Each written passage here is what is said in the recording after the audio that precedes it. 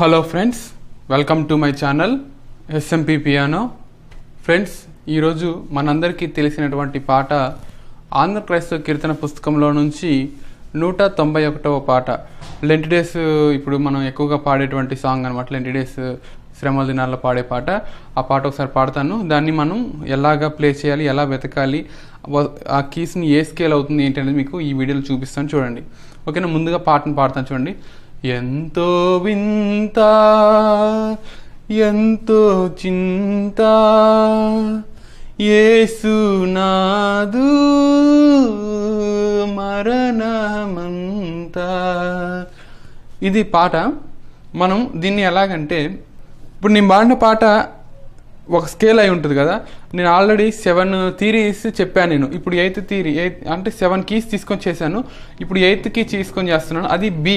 ఈ B key నుంచి ఈ సాంగ్ని మనం ఎలా వెతకాలి, ఒకవేళ వెతికితే అది ఏ స్కేల్ అవుతుంది చూడండి. చాలా జాగ్రత్త అబ్జర్వ్ చేయండి. ఇక్కడ నుంచి ప్లే చేస్తాం మనం. ఇది ఏ స్కేల్ అవుతుంది, దాన్ని మనం వచ్చే కీస్ ఏ స్కేల్, మేజర్ అవుతుందా మైనర్ అవుతుందా, అసలు ఇక్కడ నుంచి స్టార్ట్ అయితే ఎలా వెతకాలి ఏంటి అనేది ఈ వీడియోలో చెప్తాను, చూడండి.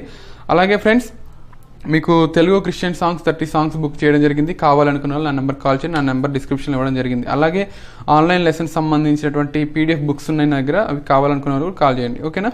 బి నుంచి స్టార్ట్ చేద్దాం.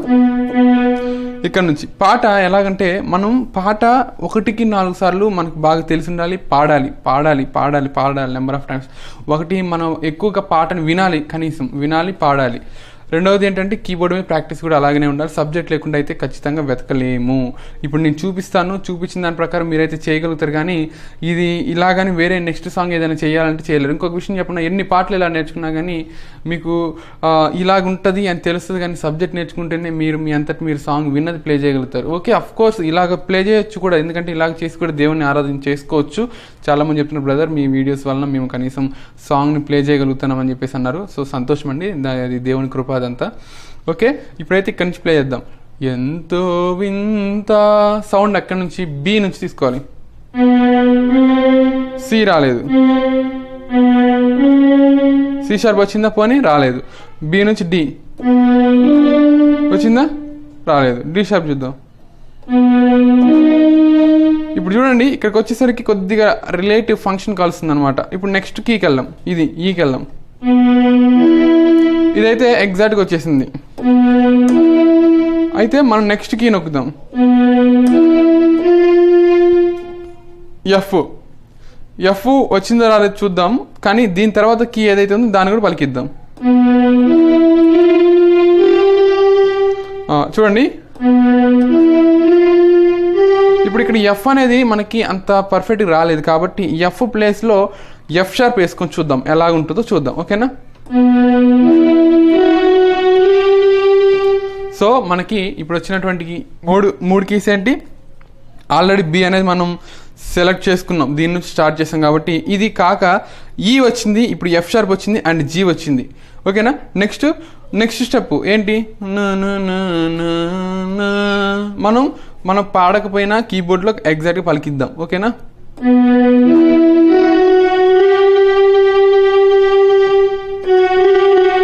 చూడండి, ఇక్కడ చూసినట్లయితే ఎఫ్ షార్ప్ దగ్గరే. సో ఎఫ్ షార్ప్ దగ్గర ఇక్కడ వస్తుంది. సేమ్ ఈ 3 కీస్లోనే ఇది ఉందన్నమాట. అది 50లో పెట్టి చూపిస్తాను మీకు.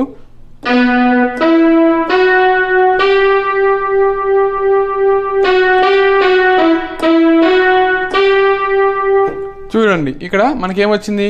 ఈ 3 కీస్లోనే ఇక్కడ వరకు ఓకే వచ్చింది. నెక్స్ట్ స్టెప్కి వెళ్ళినప్పుడు మీరు ఇక్కడ అబ్జర్వ్ చేయాల్సింది ఏంటంటే, సాంగ్ సరే చూపిస్తాను ఆగండి.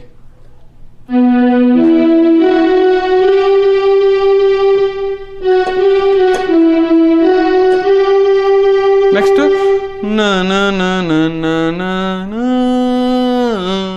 డౌన్. అది ఎలాగా? పైకి వెళ్తుంది. ఇక్కడ నుంచి పైకి వెళ్తుంది. అది ఎక్కడికి వెళ్తుంది చూద్దాం. జీ తర్వాత వచ్చి జీ షార్ప్ రాలేదు, సో ఏ తీసుకుందాం.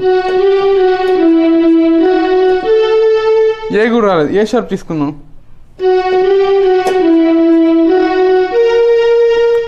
చూడండి మీకు ఇది కొంతమంది ఏంటంటే ఇదే కరెక్ట్ అని అనుకుంటారు, కానీ ఎగ్జాక్ట్గా పట్టుకోవడం అనేది కావాలి మనకి. ఇది దగ్గరలో ఉన్నది అని ఒక జస్ట్ సిగ్నల్ అనమాట. నెక్స్ట్ కీకి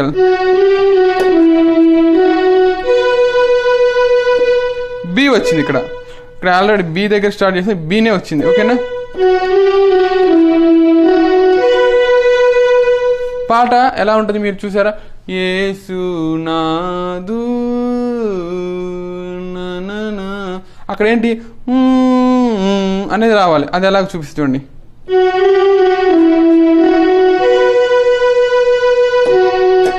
ఇది చూసారా? ఇక్కడ అనేది రావాలి. ఇక్కడ చూసారా? జీ నుంచి ఎఫ్ షార్ప్ నుంచి డైరెక్ట్ ఏకి వెళ్ళిపోయింది. ఇప్పుడు దీన్ని 35లో వేద్దాం. 35 దీంట్లో చూడండి, మీకు చాలా మంది తెలుసు 35 వైలెన్ చాలా బాగుంటుంది.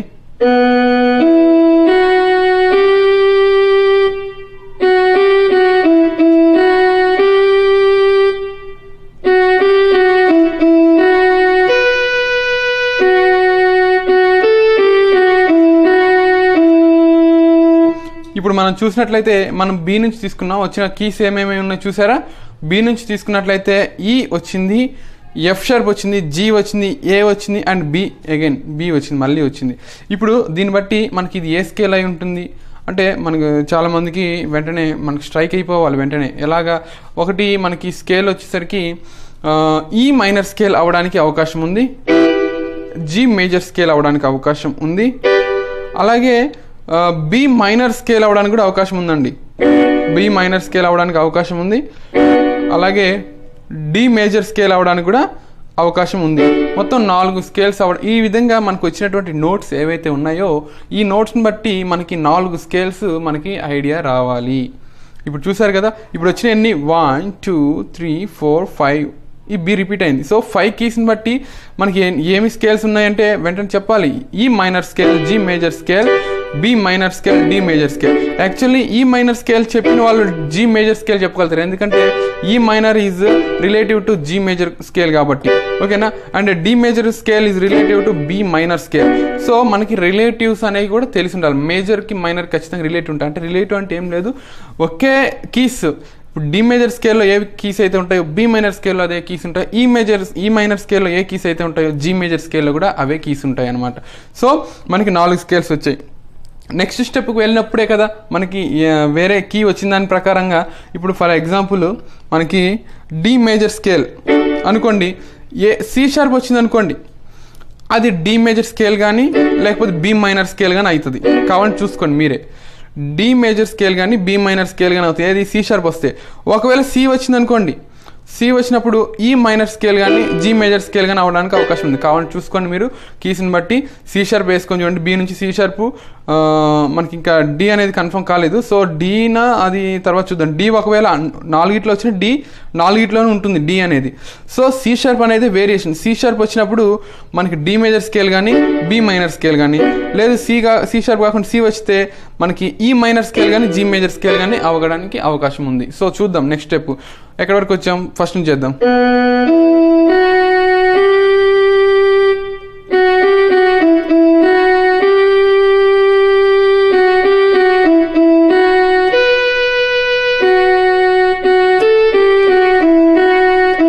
ఇప్పుడు అనేది రావాలి. ఎక్కడ అది? ఇక్కడ జీ దగ్గర నుంచి వచ్చింది చూసారా సౌండ్, వెంటనే మనం పసి కట్టుకోవాలి. చూసారు ఇక్కడ సి వచ్చేసింది. ఇప్పుడు సి రావడం వల్ల మనకి 2 స్కేల్స్ వెళ్ళిపోయినాయి. ఏంటంటే ఇవి చూసినట్లయితే డి మేజర్ పోయింది. డి మేజర్ స్కేల్ పోవడం అంటే సి రావడం వల్ల డి మేజర్ స్కేల్ కాదు అని మనకు తెలిసింది. నెక్స్ట్ బి మైనర్ స్కేల్ కూడా కాదని అర్థమైపోయింది. మనకు ఉన్నాయి 2 scales, E minor scale and G major scale. ఓకేనా, నెక్స్ట్ అప్పుడు డి వచ్చింది చూసారా. నెక్స్ట్ అనేది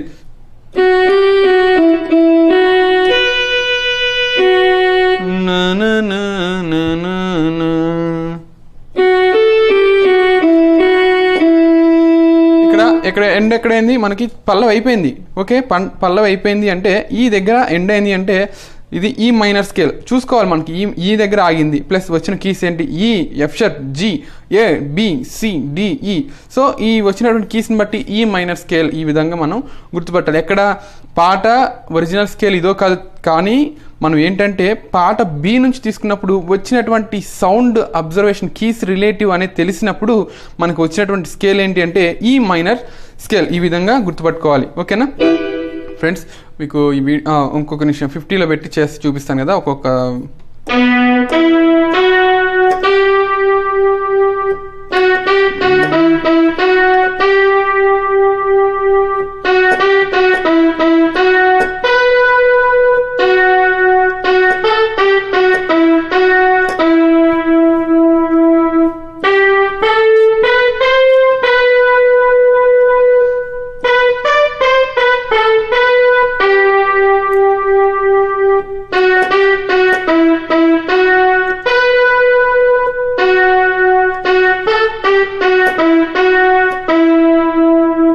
ఈ విధంగా మనం సాంగ్ని ప్లే చేస్తాం. ఫ్రెండ్స్, మీకు ఇలా వెతకడం రావాలంటే ఫ్రెండ్స్ సబ్జెక్ట్ ఖచ్చితంగా కావాలి. మీ గురువులు మీ దగ్గరలో ఉన్నట్లయితే మీరు నేర్చుకున్నదైతే నేర్చుకోండి. మీరు కష్టపడండి, ఇంకా ఎక్కువ ప్రాక్టీస్ చేయడానికి ప్రయత్నం చేయండి.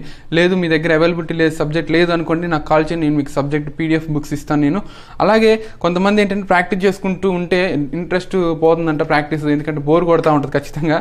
అది వాస్తవమే, బోర్ కొడుతూ ప్రాక్టీస్ చేసేటప్పుడు ఆ టైంలో ఏంటంటే మనకి ఇక చికాకు పుట్టి వేస్ట్ కీబోర్డ్ నేర్చుకుని నాకు రాదు అనే డిప్రెషన్కి వెళ్ళిపోయి ఆఫ్ చేసుకుంటారు అనమాట. సో ఆ విధంగా చాలామంది లాస్ అయిపోయారు. కాబట్టి మీకు అలాంటి పొజిషన్ వస్తుంది అని వస్తుందో రాదో ఓకే, కానీ వచ్చే అవకాశాలు ఉంటాయి. ఎందుకంటే కీబోర్డ్ అనేది చేసుకుని పోతే, ఎక్సర్సైజెస్ చేసుకుని పోతే కొద్దిగా బోర్ కొడుతూ ఉంటుంది. అలాగే స్కేల్స్ చేసిన ఈవెన్ స్కేల్స్ ఒక 20 టైమ్స్ అసెండింగ్ డిసెండింగ్ చేయండి, మీకు ఆటోమేటిక్గా మీకు బోర్ అనేది వస్తుంది.